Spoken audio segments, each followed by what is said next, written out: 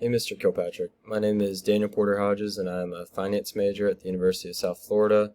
I understand that you are the branch manager of the bank, but if I could have a second of your time, I would like to explain why you should hire me for your analyst role.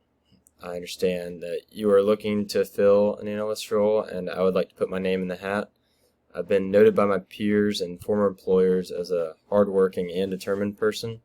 This past year, I got my real estate license, and this taught me a lot about myself and about business. The brokerage I worked at was number one in our MLS for the first time ever, which includes a 3-county radius.